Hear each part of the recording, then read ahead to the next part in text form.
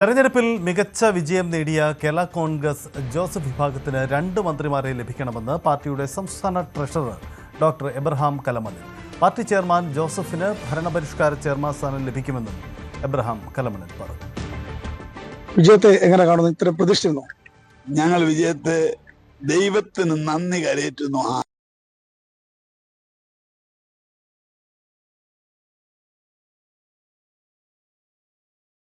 10 വർഷം കഴിഞ്ഞ 10 വർഷം കൊണ്ട് കേരളം ഭരിച്ച് മുട്ടിച്ച് നശിപ്പിച്ച് ജനം, അതായത് വഴിയെ പോകുന്നവനോട് ചോദിച്ചാൽ പോലും എന്താ ഈ ഭരണം ഒന്ന് മാറിക്കിട്ടണേ എന്ന് പ്രാർത്ഥിച്ചു.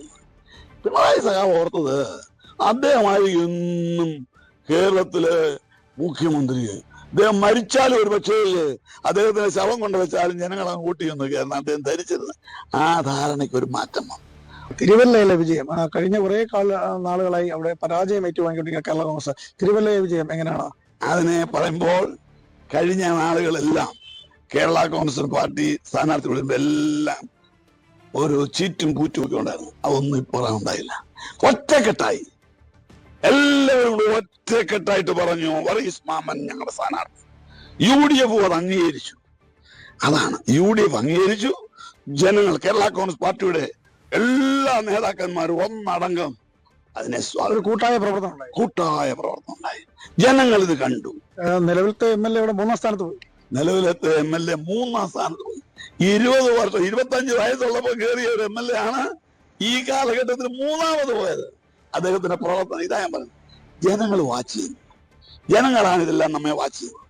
ജനപിന്തുണ അദ്ദേഹത്തിന് നഷ്ടപ്പെട്ടു. വർഗീസ് മാമൻ അവിടെ നമ്മൾ കേരള കോൺഗ്രസ് പാർട്ടിയുടെ ഒരു സമുന്നതനായ ഒരു MLA ആയിട്ട് അദ്ദേഹം അവിടെ വാഴും.